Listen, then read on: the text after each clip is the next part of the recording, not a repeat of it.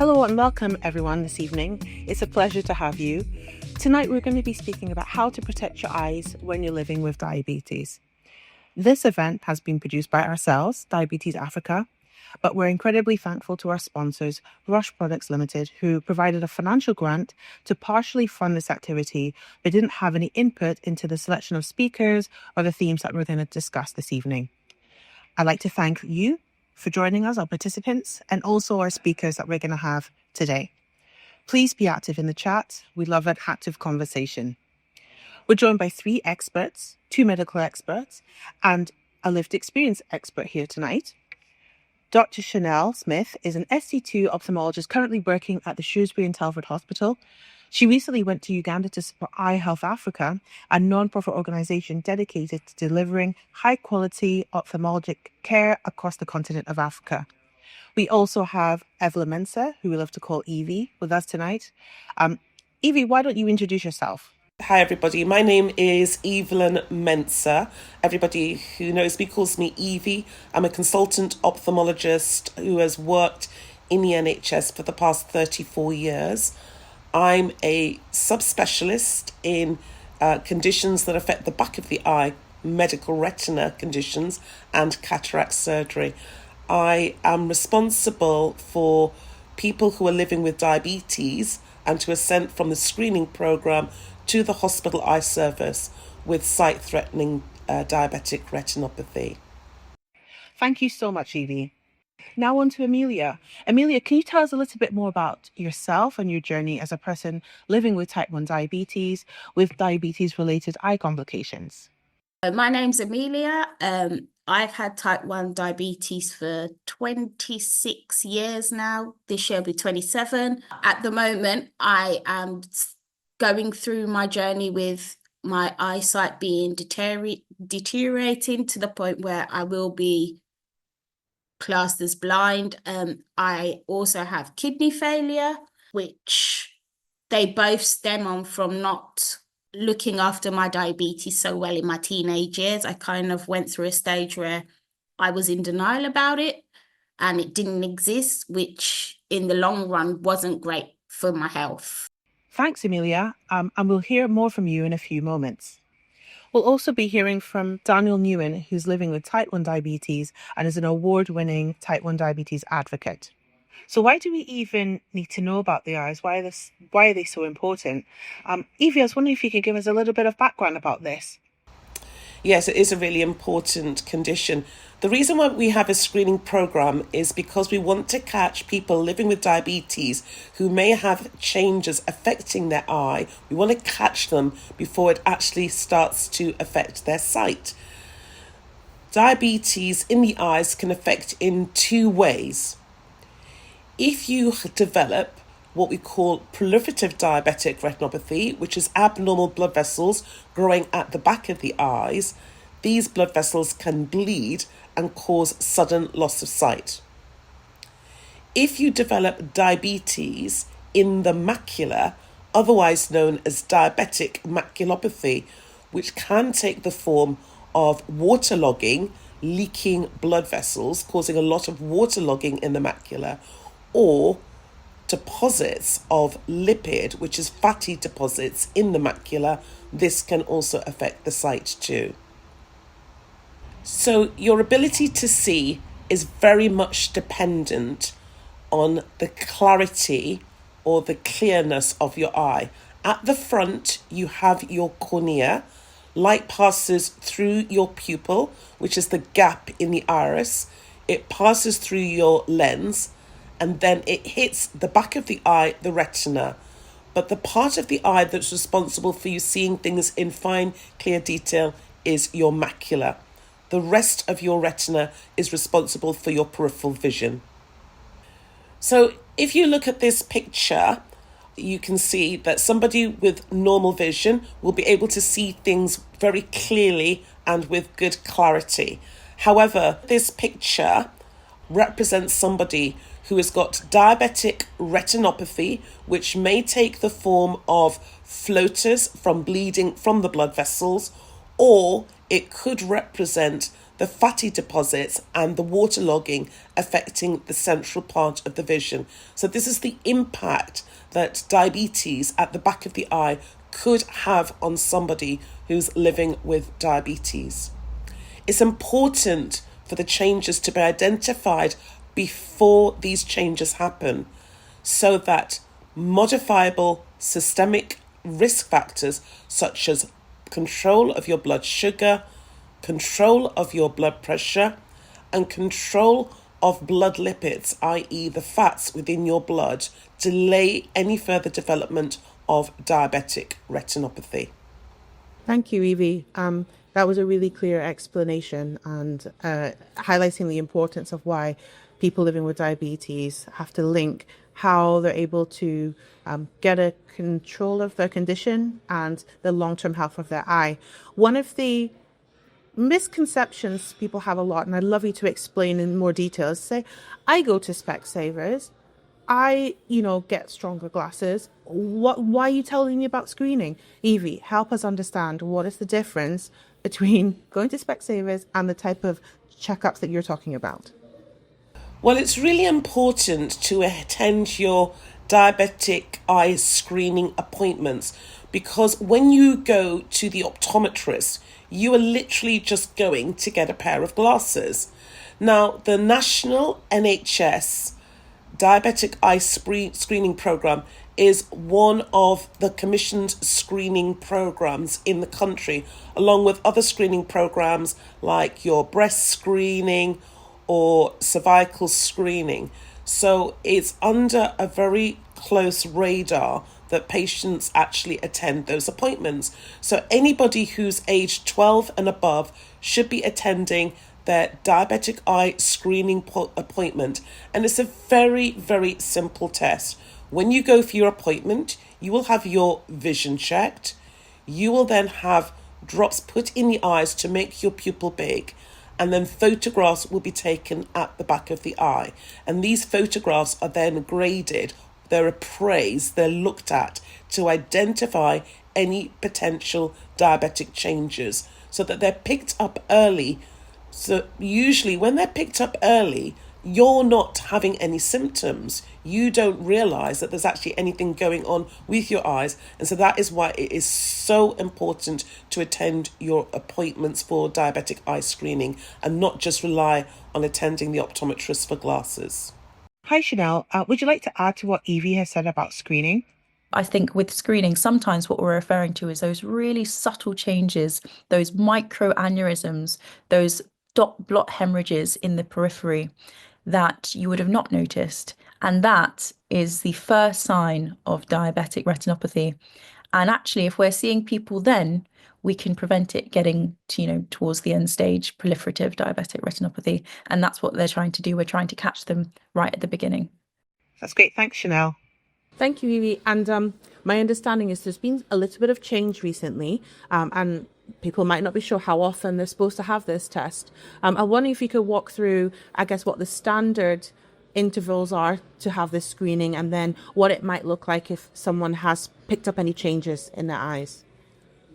So your standard diabetic eye screening appointments are annual, once a year.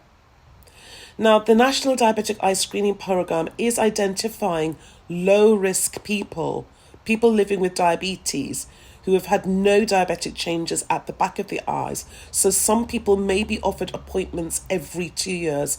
It's important to recognise that you must still attend your appointment even if it has been, your interval between appointments has been increased to 2 years. So appointments in the diabetic eye screening clinics are usually annual. Anything that is less than that, say for example, maybe every 6 months or 4 months in the hospital eye service, is really, really important. The reason it's important is because once any sight-threatening changes are identified, they are either treated or they are monitored. The type of treatment depends on the time interval too. So treatment may take the form of laser, which has to be done within a specific time, and it may not be done in one session. You may be asked to come back for 2 sessions. But nobody should be afraid. Laser treatment is completely painless. Some people living with diabetes may require something called intravitreal injections. Now, injections in the eye sound incredibly scary, but it's important to note that this is an incredibly quick procedure. It requires the use of anesthetic eye drops, and I have to reassure people that most people living with diabetes who have to have this treatment will usually attend their appointments because they recognise and they notice a significant improvement in their vision should they have diabetic macular edema or diabetic fluid at the back of the eye. And that is why they attend their appointments. Thank you, Evie, for that explanation. I think one of the questions that people have is how quickly after their changes are identified would that treatment start? You mentioned about laser, it has a certain time frame, etc. Just a little bit of information about what people should expect in terms of timelines would be useful. So if you have been identified as having proliferative diabetic retinopathy, which is abnormal blood vessels growing at the back of the eye, which may or may not have bled, ideally the time from referral to treatment should be within 6 weeks. If you have been identified as having diabetic maculopathy or diabetic macular edema, you usually have to be seen in the hospital eye service within 13 weeks. Ideally, once you've been seen within the hospital eye service, I would say treatment within 4 to 6 weeks. That's really helpful, Evie. And actually, in terms of timescales that we hear about in the NHS, that's pretty fast. That's quite a quick time to be seen after. Yes, it is. I would say that if you've got proliferative diabetic retinopathy, ideally you want to get the laser treatment on before those blood vessels have bled, because once bleeding has occurred, it's very, very difficult to apply laser. So that's why the time interval for proliferative diabetic retinopathy, or R3A, which is what some people might see on their letters, which is just an acronym to say active proliferative diabetic retinopathy, that's got a shorter interval, as opposed to somebody who has got diabetic maculopathy or edema, where the acronym is M1, that's a much longer interval. But still, the ideal time to be seen is within 13 weeks. Okay, that's brilliant. So just to summarize what I've understood, it's important that people go to their diabetes-related eye screening appointments. It doesn't mean that someone shouldn't go to see their optometrist. I think it's also important they do that as well. Once they are seen, if there are any changes, they'll be invited to treatment, and that will depend on what is seen. But you mentioned that there could be laser treatment, or I'm going to call them injections in the eye, just for the layman's terms. Okay, that's really useful to know. Along that theme, you mentioned that especially if someone has swelling or excess fluid in the eye, they're going to notice an improvement pretty rapidly after the treatment. But how significant should the eye improvement in symptoms or sight be, or is it more like protecting to stop things getting worse? If you could explain. So people who are living with diabetes and who are identified as having diabetic macular edema, which is the fluid, the waterlogging at the back of the eye, once they start the injection treatments, they will be given an injection every month. And a gauge for this would be an improvement on the Logmar chart. Now, not everybody has their vision checked with the Logmar chart, but a Logmar chart has got 5 letters on each line. And the standard is that each injection would improve the vision by 1 letter on the Logmar chart. So after 5 injections, you'd expect an improvement in the vision by 1 line. Now, fluid waterlogging at the back of the eye is identified in a scan called an optical coherence tomography scan, OCT scan. When you look at a profile picture of the macula on the OCT scan, it should be dipped down in the middle like a valley. When you have diabetic macular edema, it is heaped up like a hill. So we will see on the OCT scan a progressive improvement in that diabetic macular edema so that it changes its shape from a hill to a valley. Thanks, Evie. I've never heard it described like that, so that's incredibly clear. Thank you for sharing that, and just laying out, what type of improvement people should expect. I know a lot. I'd say most people can be quite squeamish about the eyes, and you mentioned laser treatment injections, and you say that that in general they're relatively well tolerated, but for people who are anxious, especially, I guess, people of our heritage who maybe have particular views about that type of, can I say, more invasive healthcare when we talk about the injections. What do you usually say to comfort people or reassure them? There is a fantastic video that you can see on YouTube that has been developed by Samantha Mann, who's a consultant specialising in diabetes at the back of the eyes from St. Thomas's. And in this video, what she has done is that she's included people living with diabetes where they talk about their lived experience of having to receive laser treatment, and it actually shows them receiving laser treatment. So I would encourage anybody who's living with diabetes and who's scared about what the possibilities and what to expect with laser treatment are to watch that video, because it would really, really allay their fears. The second video I would recommend has been developed by my colleague Christiana Dina at Central Middlesex Hospital, which is part of London North West. And this is from the patients identified in my clinic that go to her clinic and receive intravitreal injection treatments for their diabetic macular edema. And again, it's lived experience of people living with diabetic macular edema and them explaining in their own words what to expect. So I'd encourage people to watch these videos. Thank you, Evie. I've seen the second one and it's absolutely brilliant. So thank you so much for mentioning that. And then I guess finally, talking about support. Now, it must be it could be so challenging to have to mentally and emotionally adapt to a new diagnosis and what that might entail and apprehension. So in your team or other wider that you know of, what type of support is there for people who are living with diabetes-related eye complications? So we are incredibly lucky in my unit because, as you know, there are educational programs for people who are living with diabetes.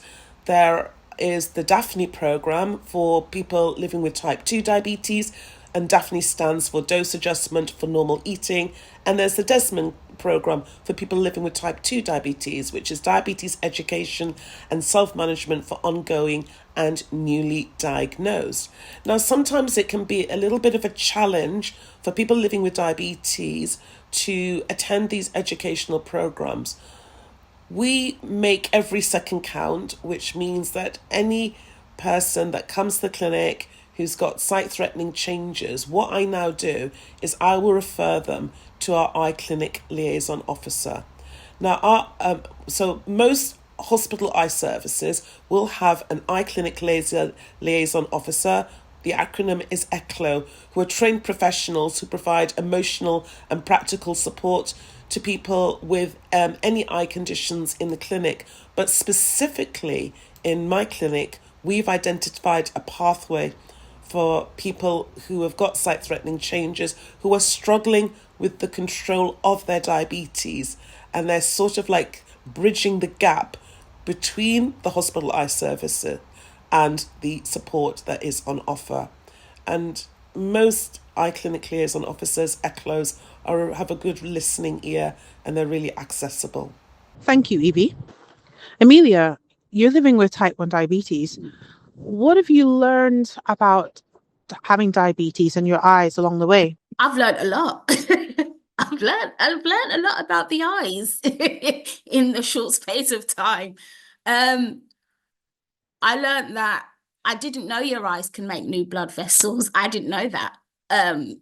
And it does. If it feels that it's not getting the correct amount of blood supply and oxygen, it will make its own vessels, which predominantly isn't the best, but I've learned that over time, the more that they burst, the more that it clouds your vision. Gosh, I've learned so much about my eyes. It's a thing. The more blood vessels they make, the more it scars the back of your eye, which ultimately results in you having to have surgery to remove the scar tissue for you to be able to see a little bit better. I've also learned that you use your eyes more when you're sleeping than when you're awake. And I thought your eyes worked harder when they were awake than when you're sleeping, but I learned that. So I sometimes sit with my eyes closed sometimes, just to see. But I've learned so much, like just even how your eyes attach to your retina and things they can do to keep it attached to the retina. So I've learned quite a lot about the eye. So we've heard from Amelia two important points. One, about when the eye's not getting enough oxygen, it makes its own blood vessels and the consequence of that. And then if you'd like to comment at all on what Amelia mentions about your eyes and sleep, etc., that would be so useful. The back of your eye is called the retina, and it's a film that lines the whole of the inside of the back of your eye. Every organ in your body requires a blood supply. From the blood, the tissues get oxygen, similar to the retina. What happens in diabetes is that you get blockage of the blood vessels. And so that means that there is not enough oxygen supply to the retina. The poorly supplied retina releases a growth factor called vascular endothelial growth factor. This growth factor stimulates the growth of abnormal blood vessels. The abnormal blood vessels, unfortunately, are very rudimentary. Normal blood vessels have got something called tight junctions, a bit like building a wall with cement. The abnormal blood vessels do not have these tight junctions, so they don't have the cement between the bricks. That means that these blood vessels are very weak, they rupture and they bleed. Once you bleed, you develop floaters inside your eye, and that affects your sight.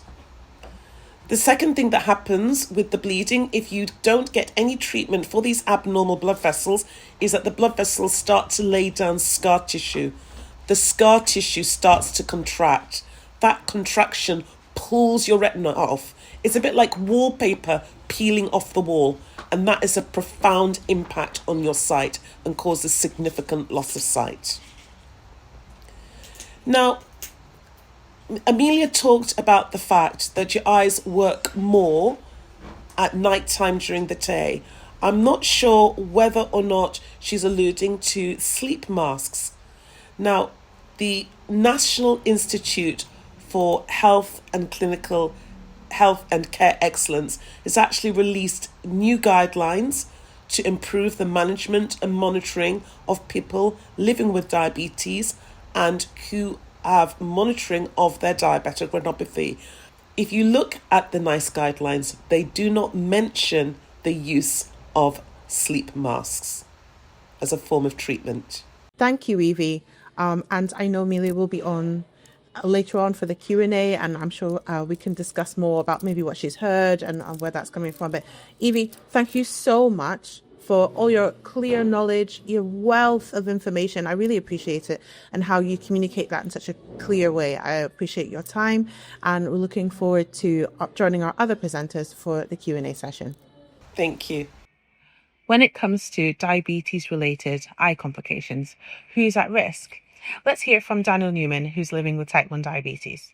In terms of diabetic retinopathy, all people living with different types of diabetes are at risk, and not only people living with type 1 diabetes. It's simple and it's clear. All people living with diabetes are at risk of diabetes-related eye complications and should take it seriously. Why is it important to attend screening appointments? Daniel Newman shares his experience.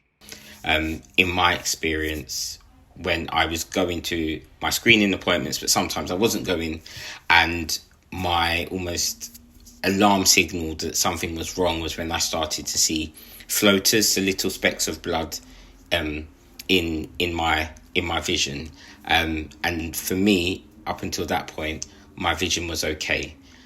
Had I been attending my screenings, then maybe it would have been picked up. The reason or why I wasn't attending my appointments is I was experiencing diabetes distress and diabetes burnout, and I wasn't engaging with my healthcare teams. And also, because my vision was okay, I didn't think anything was wrong. However, as I'm now aware, and as mentioned, diabetic retinopathy affects the back of your eye, so your vision can be okay, but things can be going on in the background. And that's why it's important to attend to get that looked at. And I wasn't attending because I wasn't in the right frame of mind and wasn't engaging with the healthcare teams. Daniel Newman mentions diabetes distress, what some people might feel when they're overwhelmed by the relentlessness of diabetes. He also has advice about what to do if you are feeling distressed or burnt out. If you are experiencing diabetes distress, I would say firstly, you're not alone.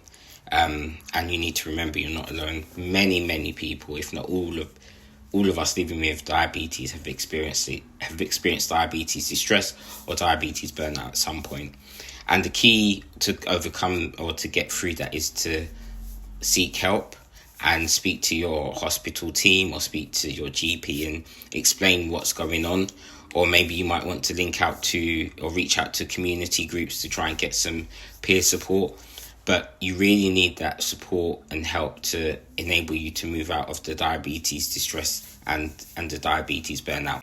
And how do we go about finding support? When it comes to finding other people living with diabetic retinopathy or something, if you're experiencing something similar, my personal advice would be to, if you are able to, go online and reach out to there's different community groups or on different social media platforms. But what might be really useful is to just follow or type in hashtag diabetic retinopathy. And if you click on that hashtag, you may be able to see people's experience. You should be able to see people's experiences to know that you're not alone. Some might be in a different place to you. Some might have more advanced retinopathy and you might not be there. But what it should do in theory and hopefully is to reassure you that you're not alone, and also just a reminder that somebody else's outcome doesn't necessarily mean that's going to be your outcome. But I found that very helpful to follow the diabetic retinopathy hashtag. I've also had people reach out to me through the hashtag who were going through similar treatments to what I've gone through, and I've been able to help them and explain to them what's happened. Which resources should we trust? So if you want to learn more about diabetic retinopathy, then I would recommend going to the NHS website and typing in diabetic retinopathy in the search bar and reading those pages on their website. The reason why I recommend the NHS England website for learning more about diabetic retinopathy is because it's a trusted resource. The information has been verified. You know where it's coming from. And you can find other websites or other information online and it's not necessarily trusted or verified. However, with NHS England, you know that it is, and you can trust what you're reading. Some people might be wondering, my family's finding it hard to understand my diabetes and what it entails.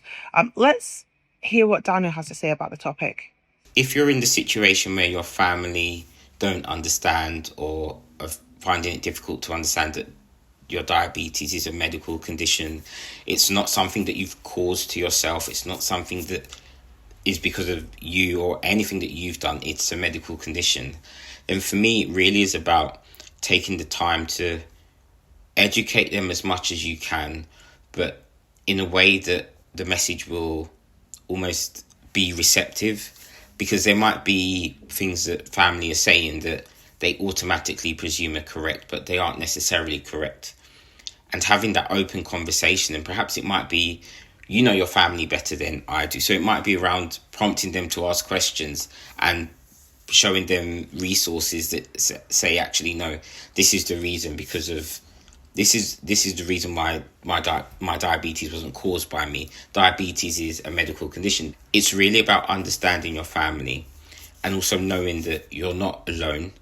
And if I'm being really honest, sometimes people just don't want to change their thoughts and their views of what they believe.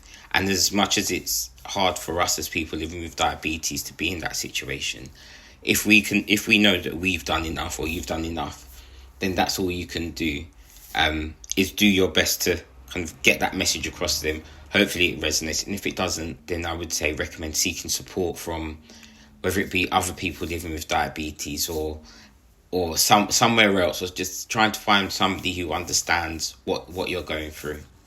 To protect your eyes, it's important to take good care of your diabetes as much as you are able to. So let's hear the advice from Daniel Newman, who's living with type 1 diabetes. The best advice that I've received when it comes to living with diabetes or managing your diabetes is linked to testing or checking your glucose levels. And I had a diabetic specialist nurse once say to me that not looking at your levels is like trying to drive a car, but looking in the rear view mirror. And that really hit home, because your levels, or the information that you get from your monitor or your CGM, is just there to give you information and data about what decision you need to make next. And that for me was really key, because it then allows you to not attach emotion to the numbers that you see, but just know that the numbers are there to help you drive, looking through your windscreen and not looking in your rearview mirror, so you know where you're going. So for me, that was the best piece of advice. Thank you, Daniel. With you, Chanel, I want to turn to a specific aspect of prevention, which we've received a lot of questions about. Are there any foods that are good for your eyes, in your opinion? There's definitely certain types of foods that can, are good for your eyes. One of those things are, leafy green vegetables. They contain quite high doses of something called lutein, and zeaxanthin. So these have been proven actually to reduce the risk of things like cataracts and other chronic eye diseases. Of course, eating your fruits, vegetables, citrus fruits, things like oranges, they contain things like vitamin C, which is also really good for the eyes. So I think there was that myth as well that carrots can help you see in the dark. They can't necessarily do that, but they contain vitamin A, which is very good for the eyes. And also things like fish, they contain like omega-3, taking even cod liver oil tablets, to supplement. What's your view on treats and traditional foods? So obviously, I think, it's so important that we are eating all these healthy foods, but we know that, it's still important here to strike a balance. So people living with diabetes, you're still allowed to have, occasional sweet treats, that's absolutely fine. And actually, maybe it will, help keep you motivated to continue doing all the good stuff, that you are doing, and including that in your diet. So I think, it might be a myth that, all traditional foods are bad for people living with diabetes. I think actually what we really need to focus on is moderation, and, making sure that we're fitting that in to a healthy diet overall. We've mentioned support and how people living with diabetes and who are worried about eye complications can seek support. You have a personal stake in diabetes. Can you tell us what we can do to help our family members? Family is always, a complicated thing to navigate. I myself has had experiences. My dad actually does have diabetes, so it's actually a journey that I've been on myself. And even as a medical professional, you would think that, I would have some influence perhaps, or he would listen to me more, given sort of what I do. But it's really hard actually. It's definitely not always been easy. I can try and advise and gently nudge him in the right direction as much as I possibly can. But of course, we're human beings at the end of the day. We're always sometimes a little bit reluctant to change. And of course, we would all prefer, usually a sweet treat rather than reaching for, a fruit or something healthier or alternatives. However, I think along that journey, we've had so many, encouraging open conversations. It's developed our relationship because he's been able to open up so much more to me about his health. I think potentially, in especially as men, they don't always like to open up and talk about their health and maybe say they're struggling in some way. So it's been insightful and it's been you know an interesting journey to be on. But I have to say I'm really, really proud of him because he's made a lot of changes, especially with his diet. He's really active. I think it just goes to show really when you do have family that are involved and proactive, it can be really, really helpful because it's a medical condition. It requires a lot of education and a lot of potentially changes to lifestyle. So it's not easy. But I'm really grateful that I've been able to be on that journey and hopefully now I can use that empathy and this experience to empower my patients.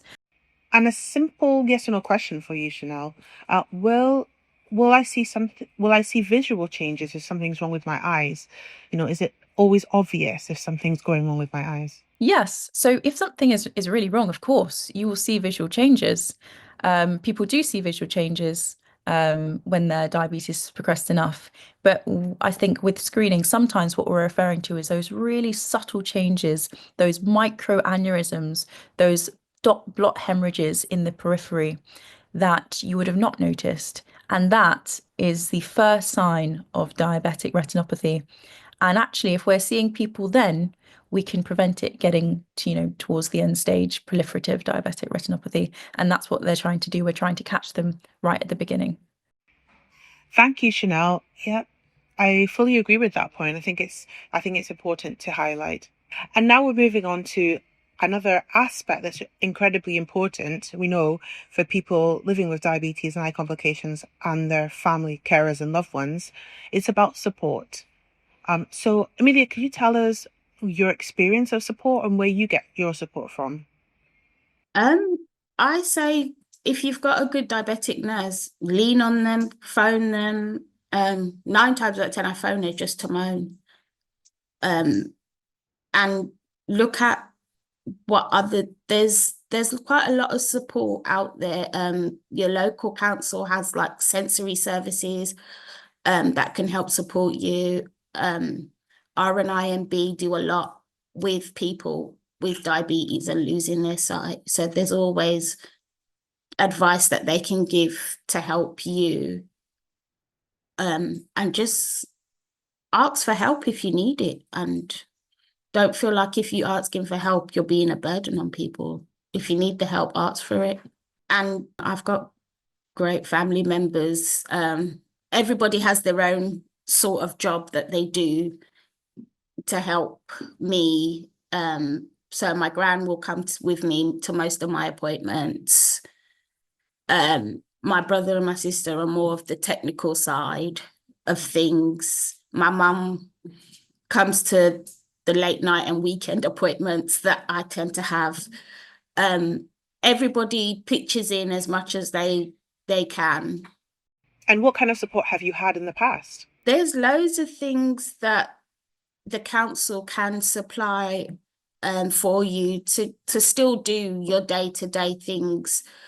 They call them knobbly bits where they can put them on the appliances so you know where you need to put certain things. As I said, I do a lot of things by memory. So I can turn on the oven without even flinching because I know how many times I've got to turn it, where the dial needs to be. The same with the washing machine and the tumble dryer. I can do that, as they say, with my eyes closed because I know how many times I've got to turn it for it to be. And it's always making sure that if anything is moved, it goes back in the place that it was because then I know where I'm walking and I know I'm not going to trip over anything.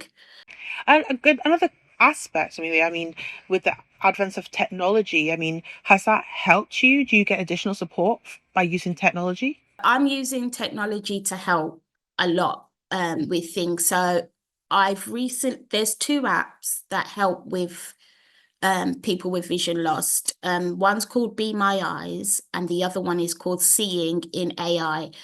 And essentially what it does, it will take pictures of everyday things and it will describe it to you in detail of what it is. Seeing in AI also can read your letters for you. Also, I use Siri a lot on my phone. She can read out notifications, she can answer phone calls, she reads out emails. I can also reply to messages using it. So technology actually has helped a big part of it. On regarding screening, is there anything else you'd like to add on that topic? My advice is go to all of your screenings, go to your appointments, take note. If they say, we've noticed changes in the back of your eyes, take note of it. Ask them what is it that you can do to help as much as you can, but always make sure you go to all your eye screenings. Another important question is, how do you advocate for yourself? And is there anyone in your life that also advocates for you? Always be your biggest advocate. The minute you notice that something isn't right is when you start questioning and phoning your doctor and saying, actually, this isn't right. Sometimes you have to do it more than once, which is absolutely fine, as you know yourself. But the minute you feel that something is wrong, that's when you take the action to be like, actually, I need you to look at this. And there's no harm in being persistent with it and constantly phoning and saying, no, this isn't right, because only you're going to know.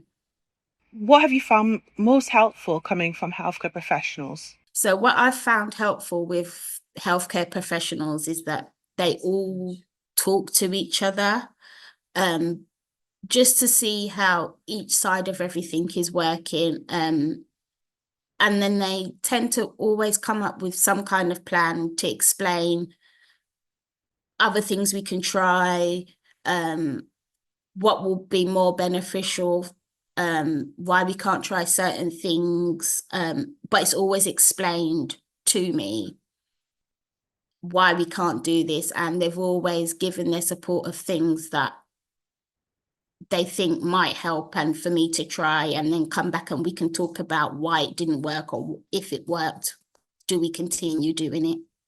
Thank you, Amelia. I love that you're always looking at the bright side of life and really positive about whatever's going on in your life, and I think that's fantastic. It feels like life goes on no matter what. Is that your view? Everybody brings it up. They're like, you don't seem sad and you seem very upbeat about it. I look at it like, okay, these things are gonna happen. I just have to deal with it the best way that I can. No one's saying that I have to stop doing what I'm doing. I can continue doing the things I like to do. I just have to adapt and do them different ways. For instance, I love reading books. That was a thing that I could do. I can't read them now, but I can listen to them on audio. I can still do it. So it's all about just finding new ways of doing the things that you enjoy. Thanks, Amelia. Thank you. Thank you so much to our fantastic speakers, Evie, Chanel, Amelia. We've also got contributions from Daniel as well. I so appreciate it. For those who don't know, my name is Bernadette. I'm the Executive Director of Diabetes Africa, who brought you this event today. Once again, I'd like to say massive thanks to our event sponsors, Roche Pharma UK, who partially funded this activity, but didn't have input in the selection of the speakers and the themes that we discussed. So I'd love to bring Evie, Amelia, and Chanel back, please. Whilst we have been hearing from you, we've also had a poll running. If you haven't already answered the poll, you should see it because we're going to speak about it with our panel just shortly. And in addition, if you have any questions for our panel, please put them in the chat and we can ask them. And also, I've got some additional questions that were sent in before the event. So I'll just have a few more seconds while Evie, Chanel, and Amelia come back on. Hi, Chanel, Evie. Hi. I'm here. Hello. So we're going to end the poll. We've had a few more votes come in, and we're just going to go through some of the questions that are on there, and then we can take any questions that are in the chat and a few additional ones that we've had separately. So first one, we've got a very informed audience. I think this is going to be extremely quick. I hope Evie and Chanel, you can see the poll answers on the screen. And Amelia, hopefully you'll come join us as well. So the first one, I can see fine, so I can't have any eye damage.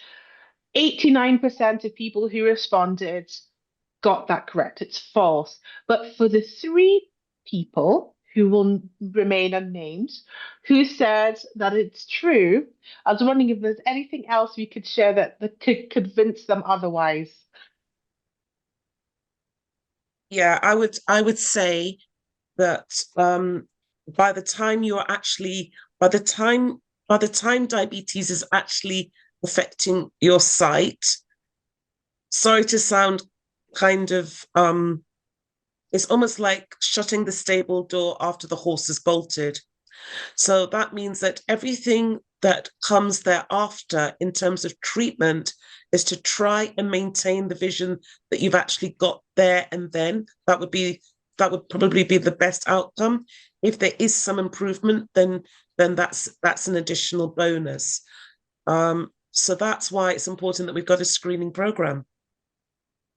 Thank you, Evie, for clarifying that. So what the saying is, it's vitally important, even if you can see fine, need to go to your screening appointments because the changes that are happening, you won't be able to notice until significant damage is done. So that's our plea to everyone here.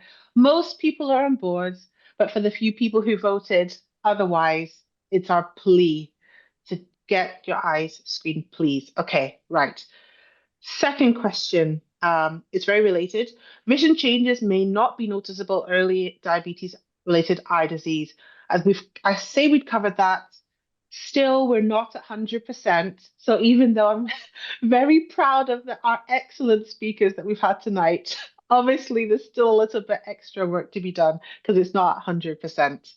Right, this one, I'm going to be coming to people for their comments, and I would like people's comments in the chat. Chanel, I'm going to come to you first. I'm Lucky Straw, and then to Evie. And I think Amelia's having some issues coming back on live, so we're going to work with that. So number 3, God will heal me. I don't need medical treatment.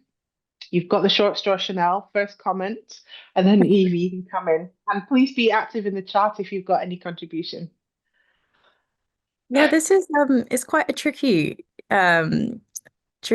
question to answer. I think obviously, people have, especially when they have like a medical condition, they sort of seek support from various ways. One of the ways they might do that is through something like religion, and that's obviously something quite hard to sort of go against in any way. I think for me, it's important to just educate people, I think, if they're thinking along these lines, because at the end of the day, diabetes is a medical condition. And so, we can manage it through various things, lifestyle, you know, it might be influenced by genetics as well. So, it's there's some cultures where health conditions, like diabetes, might be associated with a certain stigma. But I think it is still important to sort of challenge that perspective. It's a common condition. It affects millions of people worldwide. And so managing it is actually, a huge responsibility. It's not a weakness. So sort of educating people on the medical aspects of diabetes, sharing success stories as well of people that have learned to, live really well with the condition as well, can actually really help change that mindset. And, continuing to have those open conversations about diabetes and understanding, we can acknowledge, their concerns maybe, but emphasizing, the importance as well of medical care as well. Thank you, Chanel. I'll come to Evie next, and then Shola, I'm going to be really cheeky. You're here as a delegate, but because of your expertise in this area. But Evie, do you want to contribute to that point? You're on mute, Evie. I thought I'd unmuted myself. I'm sorry for that rookie mistake. So I'm a spiritual person. I'm a Christian. I pray every day. I don't go to church, but I do pray every day. Obviously, I'm a believer in medicine. I'm a doctor. I'm a believer in evidence-based medicine, but I'm also a believer in God, and so my faith does have an impact. I think you can do both. I think that God made man. I believe that God gave us the skills. God gave us the opportunities to identify treatments for diabetes. That is a gift from God. And so I would say it's not one or the other. I'm not one extreme. I think you can do both. So I think, fine, if you want to go to your temple, if you want to go to your church, if you want to go to your synagogue and pray to your God, please do so, but also take your medication. Thank you, Evie. I appreciate that. It's a really, I think, a really balanced view that a lot of people will appreciate. But Shola, Dr. Oladipo, just to briefly, everyone in the audience, I know this is a bit left of field. Dr. Shola Oladipo, she's a registered dietitian by profession. She's also the CEO of Food for Purpose, a nonprofit organization which, amongst other things, seeks to improve health literacy among people using Black-led churches through the Healthy Churches Initiative. But although Shola's here as a delegate, but because of her expertise, she just finished a PhD on faith and health. I've pulling her in here to give her a brief comment. Shola. Thank you so much. And Dr. Evie, it's always lovely to see you. I would just echo what Dr. Evie has said, but I think as a healthcare professional, I think it's really important that we understand that faith isn't often appreciated in a lot of the literature when it comes to self-efficacy. And therefore, as healthcare professionals or, family members or friends, it's really important that we don't poo-poo that. And I think as a Christian, I'm also a church leader, married to a church leader. We often say to our church members, just as Dr. Evie has said, that, that provision is a gift from God. But because we really want to encourage people to do both, we use a Bible passage that says that faith without works is dead. So faith is all that praying stuff, and we believe that. But the works is you actually availing yourself of an action. And we say, then when you've had the procedure, we'll pray that God makes it work. And that seems to work quite well. And it's an area that, I've researched, and hopefully, I think it's important to acknowledge. Thank you. Thank you, Shola, and appreciate you just coming on board when I've dragged you in when you're a participant. But I think I think we've answered that thoroughly. That the two can work alongside each other. It doesn't need to be either or, and that we should make use of all the tools and the evidence-based medicine that we have available to us. Right. Can I just say one more thing? Because what we have to remember, and it points to what Shola is actually talking about. There's a deficit of something called the politics of knowledge production when it comes to research in healthcare. There's this global north bias, which I would talk about when it comes to research and it comes to publications. It's almost as if, I always say not everything has to be a randomized controlled trial. So when you appreciate the politics of knowledge production, what you're taking into account are spoken words, narration, culture, economics, things that have been passed down that happens mostly in the global south. So I'm talking about in sub-Saharan Africa and in Asia, all of that rich knowledge, experience, expertise, which I feel still has a significant place in research and in academic medicine. So that's where faith comes into. I think that's a great point, Evie, basically highlighting that in a lot of the evidence base that we have, there's a very strong bias to Western approaches, which 100%. completely omit or exclude Include other the voices, exactly. So we always have to be thinking out. This is my big thing this year: shifting the paradigm from information. All the information seems to be global north. So Europe, America, feeding the global south. I think that what we should be doing is that we should be, as the part of the diaspora, we should be empowering our colleagues in the global south to sort of like shift that paradigm. So there's a shift in that knowledge, and then it makes it more sort of like global, make it global. I love that, Evie, and you're getting support in the chat. People are, yeah, we've got hearts, claps, Yeah, everything. So it's listen, resonating. it's got to be done. I'm going to skip over some of the questions that have 100% answer. I want to get to the ones where there's a bit of disagreement. Right. Oh, Amelia, is your sound working now? It should be. Yay! Welcome, Amelia. Welcome, welcome. So I would like us to go to number 7 on this list, which is I'll lose my job if I'm diagnosed with diabetes-related eye disease. So let's go to Chanel, Evie, and then Amelia.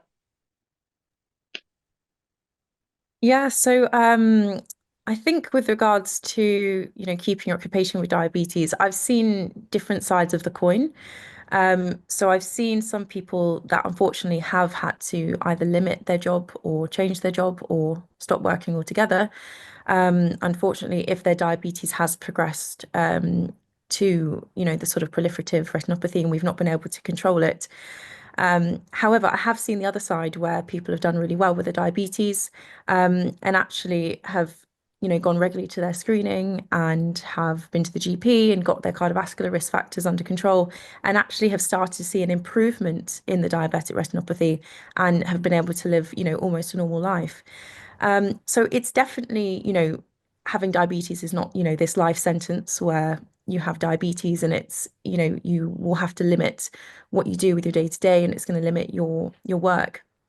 It's something that actually, if we control, it is possible to maintain that independence, maintain all the things you like doing, if it's managed well. So I think it's a very personal journey that everyone goes on. I think everyone has a different sort of way that they sort of manage their diabetes in terms of lifestyle, in terms of having that balance, faith as well, as we've just talked about. So it's all really important. And I think if you do that, it can be controlled and you can maintain, basically quite a normal life in a lot of cases. Thank you, Chanel. Evie, your thoughts on that? So you gave the example of somebody concerned that they may lose their job because they have to have treatment for their diabetic eye disease. Yeah, is that right? Yeah, exactly. Yeah, I know that the person who I'm thinking of would not mind me sharing this story. I had a patient who used to always be rushing off somewhere, rushing off, comes to my clinic saying, can't stay, got to catch the plane to da-di-da-di-da, all right? Or I have got this really important meeting, I can't come. And I remember being incredibly firm with them and saying one day that, and we're very good friends, by the way, he's been my patient for like 15 years now. If you don't stay and let us sort your eyes out, you're not going to be able to see to be able to do your job. Yeah. And I think that might have just been the light bulb moment for them when they were like, actually, you know what? I've got to pay attention, and they tell me this now. They say to me, "I remember when you said this to me," and they probably had a whine and a moan about me to the reception staff on the way out. But their life has completely changed because it did impact their work, and I think that's just so important. And I think if there is any employer that is making things difficult for their employee because of their condition, that should be called out. You need to be straight onto HR. All right, there's something called the Equality Act. There's something called reasonable adjustments. There should be, I talked about the eye clinic liaison officer. Most hospital eye services will have an eye clinic liaison officer that will be able to signpost the individual to places and areas of support should they be facing any challenges. And I think it's super important to center yourself, focus on yourself, and focus on your health, because there's only one of you, right? There is only one person that is like you, and you have to protect that body. You have to protect your eyes. So that's what I believe. Thank you, Evie. I think that's an important takeaway for everyone here today, that it's relevant for that, or even the healthcare professionals to pass on to the people they care for, because you made some really important points, like striking points. Number one, there's only one of us, and we bear the consequence if we're not able to look after our one version of us. And then also, it's better to be proactive and catch something early so that something could be done, not live in denial that it's happening out of fear. But Amelia, you have lived experience of this, and I think this is your lived reality. And could you share more about this? Like, you've explained a little bit about your journey and how diabetes has impacted your sight, but in terms of your working, etc., what's been the impact? Up until last year, I was still going to work, even though my sight was deteriorating. Where I was fortunate, work were very reasonable with me.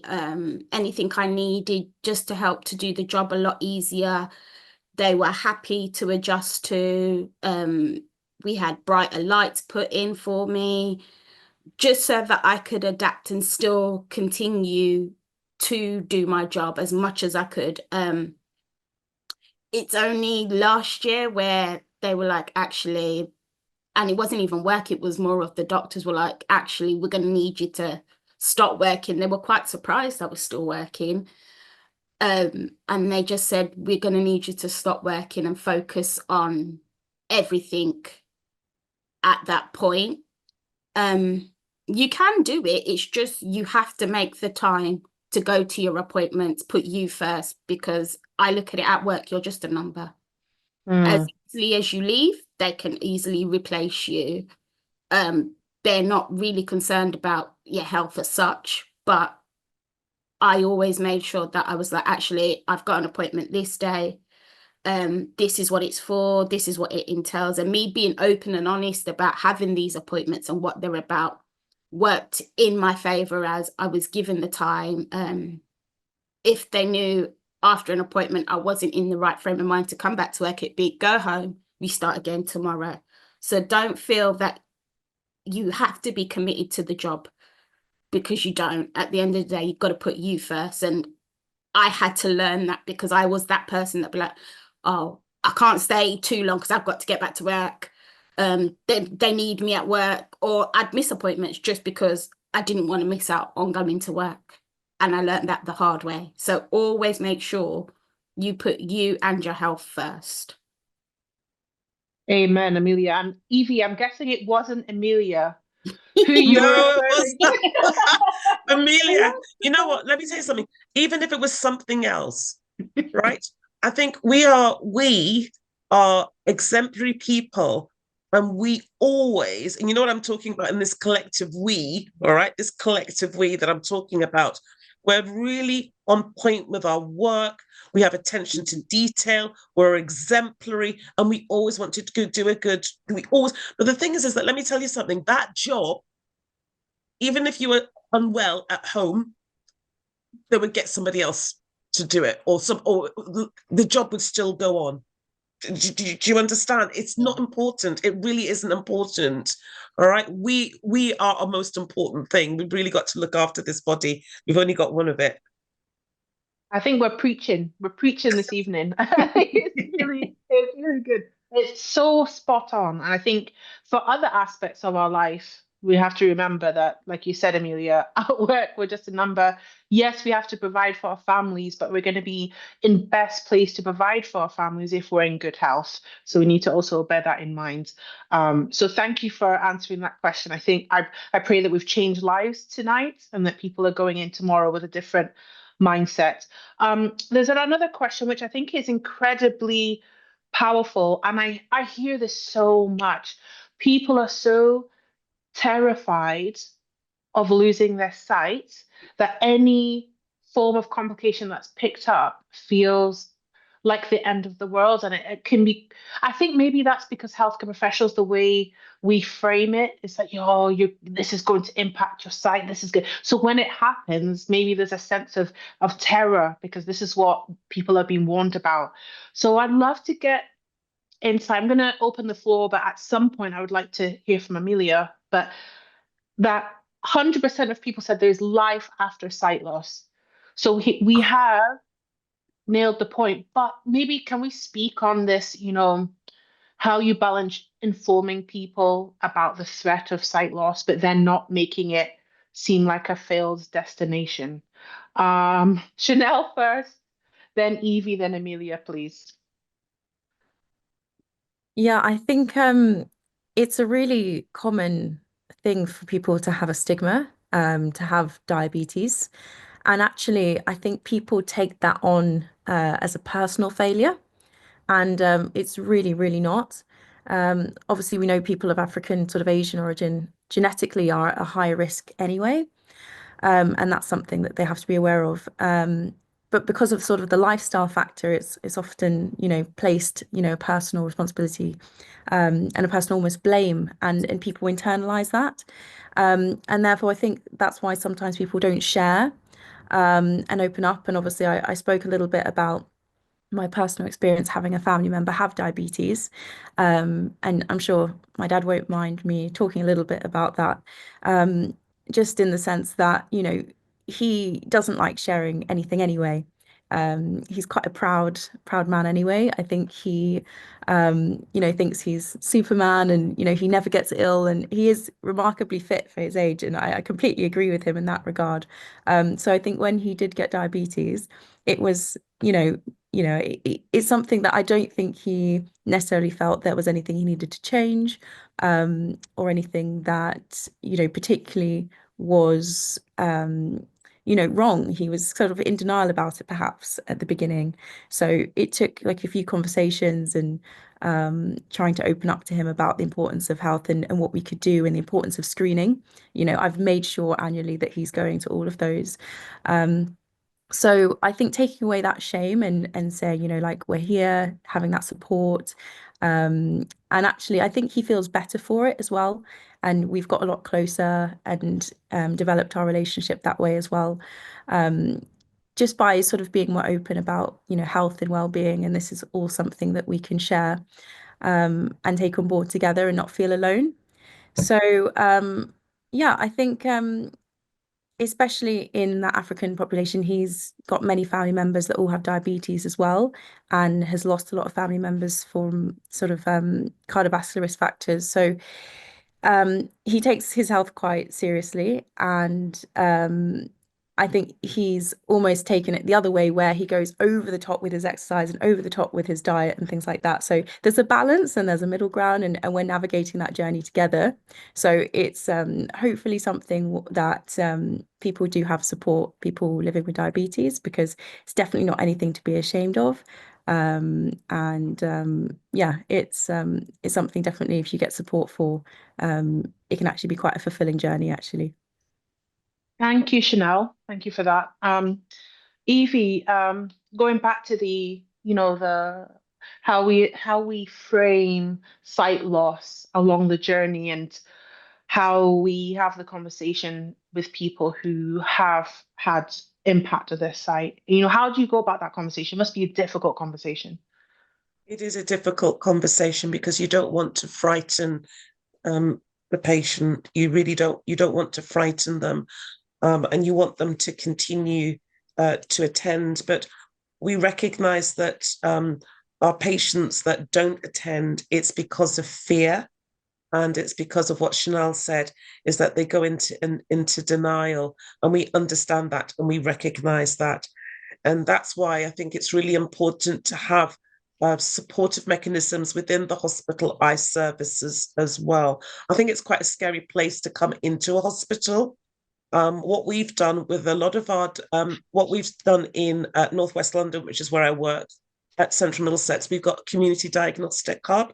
So my patients who are living with diabetes, who have got diabetic changes that need to be monitored, or they've been treated and they're now stable, they're now being seen in our community diagnostic hub, and that's a faster process. So they much prefer that. So they come in, they have the drops, they have their vision checked, they have the drops put in, they have all their diagnostic tests, but then they don't need to sit around to wait to see a doctor or one of my allied health professionals. They then go home, and then I have a team of people that then appraise, that review those diagnostic tests.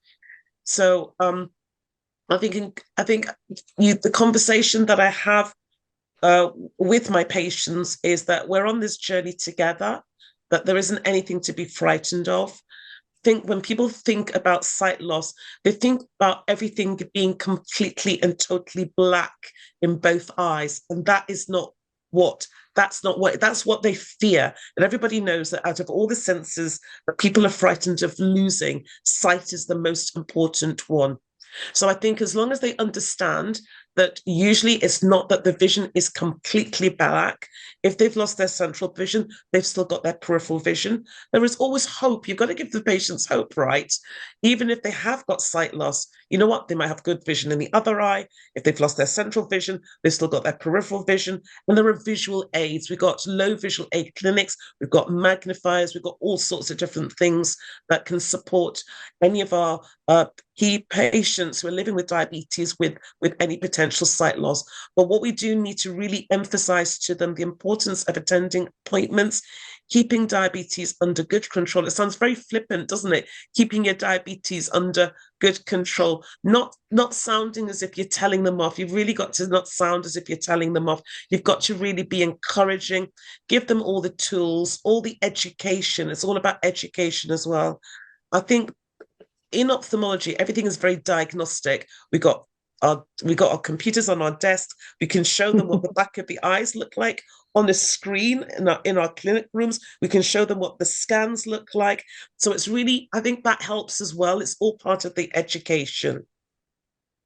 Thank you, Evie. I'm going to come back to the point that you made about how can I say this nicely? Healthcare professionals of the eyes just seeing eyeballs. Do they see walking eyeballs when people No, come in? you know my thoughts about that. I know. I'm coming back to you, Evie. Hold it. Amelia. Right. So you've been on this journey. Can you and thank you to those of you who are still here. I appreciate you. It's late at night, but it shows that we're passionate. Amelia, about how are the discussions with your healthcare team as you are having more interventions about your site? How, just tell us about that experience, because like Evie says, you don't, throughout people might have been threatening you with this. How emotionally, how has it been? It's been a roller coaster, and it all depends on how it's worded. If you use all the medical terms, you sit there and you go, wow, okay. So I'm not going to see nothing. It's just going to be darkness every day, all day, even if my eyes are open. Whereas when you're sat down and it's explained to you of the different types of sight loss, it's not as bad. I mean, the question I get asked a lot is, what can you see? And when I say to people, 9 times out of 10 is darkness. I can't make out facial recognition, but I know when somebody is there. And they're like, well, how do you know if I'm here if you can't see me? I say, I can tell by your smell. And my hearing is impeccable. So I can tell by, even if you think you're being quiet and you're not breathing heavy and you're walking, I can hear you and I can smell you. So it is horrible and it is quite daunting, but your other senses kick in. And actually, at the moment, I'm quite enjoying it, because as much as people assume that I can't see anything, which I can see bits, they're like, oh. So a lot of delivery men, when I'm like, yeah, you're gonna have to put it in my hand because I can't see, they think, oh, she really can't see. So they try to test how much I can see and how far they can take it before I go, actually, that's a bit too far. So it is a roller coaster of emotions, but some days are better than others, and sometimes it's quite funny to see how people react when they ask you, are you blind? And I go, yeah, I am. And they're like, oh, oh, oh, oh. And I'm like, it's fine. You've not offended me, but be more mindful with the things you say and how you say it. And Amelia, just to that point, so I guess you said it's how it's said. So could you give a good example of when a healthcare professional has been speaking with you about your site that's landed well? My ophthalmologist is very good. She explains it in a way that you don't feel like you're being patronized and that you don't know what's going on. So 9 times out of 10, she won't use all the big fancy words. She'd say to me, look, this is detached from the retina. The oil at the back of your eye hopefully will attach it back. I'm hoping to remove all the scar tissue. So she explains it in more of not a threatening way, but it makes sense. I kind of sit and go, okay, this is what's wrong. And I understand what she needs to do, instead of her talking at me and be like, well, you should have done this. She always kind of goes, okay, this has happened. What can we do to make it a little bit better in the long run for you? Okay, so speaking in a non-patronizing tone, not assuming because you have sight loss that has impacted your mental faculties in any way, which I hear from a lot of people. But Evie, I'm coming back to you because I know your thoughts on this and you're an advocate for this, but I hear it so often that eye care specialists can sometimes make people living with diabetes feel like they're just walking eyes, that they don't see them as a person. So I Yeah. wanted to quickly, if you could comment on that. Yeah, so if you were ever a patient in my clinic, but you would be, I won't say interrogated, but there will be questions that will be asked after they've checked your vision, and the questions that the nursing team will ask you about is, what was your last HbA1c? Whether your blood pressure is under control, what foods do you not eat that you avoid, and what exercise do you do? All right. 9 times out of 10, people will say, no, they don't eat sugar, no sugar. I look on the forms, sugar, sugar, sugar, sugar, sugar. But one time we did an audit, we had this fantastic resident doctor who I got to do an audit in my clinic. And on the back of the form, we asked them to tick all the foods that they actually do eat. And what they didn't realize that was in each of the sections for the foods, for the carbohydrates, for the proteins, for the this and the that, was that all the naughty ones were at the top. Like, I don't know, carnation milk, sugar cane. They're not naughty, they're prawns. tasty. Yes. The high fat, high sugar, mangoes. The best stuff. Yeah. All the naughty ones are at the top, and all like the brown rice, the quinoa, the kale, that was all at the bottom. And out 75% of the people who said that they didn't eat sugar were eating a lot of things with sugar. So that's why I say it's all about education. All right. It's all about education and understanding, that exercise has an impact on your health and diabetes, etc., and blood pressure control, understanding and recognizing that blood pressure impacts diabetic changes at the back of the eye. So I'm very, very on point about not just looking at them like walking eyeballs. No, you got to look at everybody holistically. They're a whole being, aren't they? It's all joined up. I don't think all of your colleagues agree, Evie, but we'll leave No, that I point know, there. but it's really, really important. So that's why they go HbA1c and they're like, what's that What? then? So then we have a conversation about that. Yeah. Brilliant. So we are reaching the end of the event. If you have any questions, please put them in the chat. I think we've covered a huge amount this evening. We will, of course, won't be able to cover everything and may have to get our speakers back for either a top-up event or do an article or something. But I think we've got the main takeaways that you don't wait until you see any changes in your vision to go to your eye screening. Go to the eye screening. Prioritize them because, like Amelia rightfully said, you're at work most 9 times out of 10, you're just a number.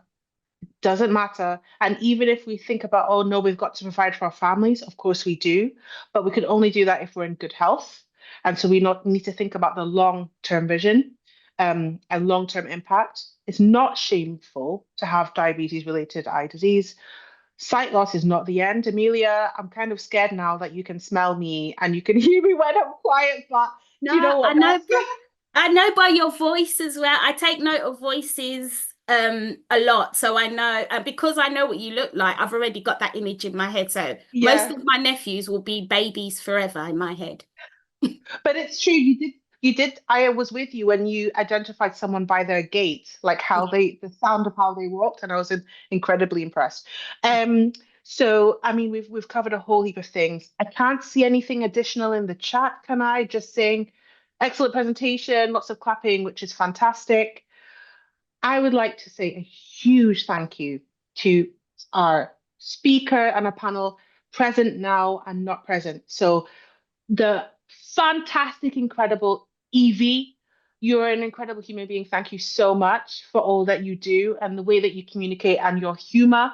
And I'm having a vision of walking eyeballs. But anyway, thank you so much.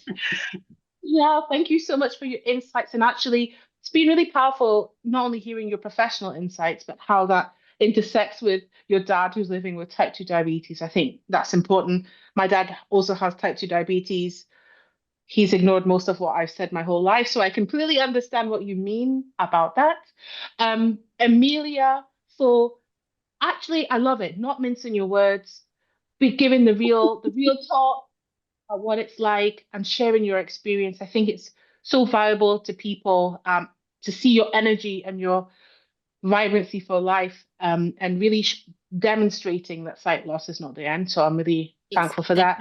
Definitely not the end. I'm joining the cricket team and the bowling team, so Good for you. watch out.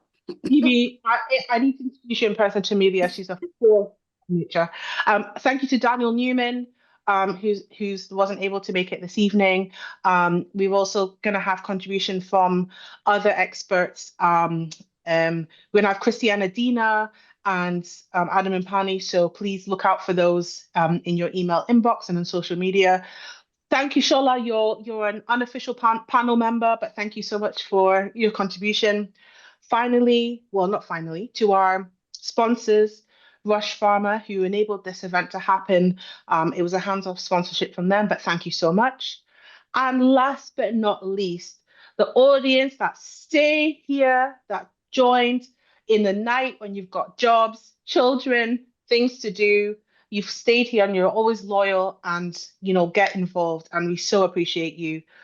We're looking forward to having you at the next one. Panelists, any last words before we round up for tonight? Yeah, we have to thank you, Bernadette. Big thank you Bernadette, to Bernadette. Yeah, thank you, your Bernadette. vision, because we're here because of you. So we thank you for your leadership. We thank you for your compassion. We really do, your empathy and your drive, and you're very inspirational. And we thank you a lot for creating Diabetes Africa. Thank you so much, Evia. You're always so kind to me. Thank you so much. And also to the behind the scenes team, Greg and Jack, and all of the 100%. volunteers that make it a thing, make it what it is. So have a lovely evening. I thank you all for attending. I'm looking forward to the next one. And the recording will be up in the next few days on YouTube for those who couldn't make it. So thank you, everyone. Good night. Bye. Thank you. Bye.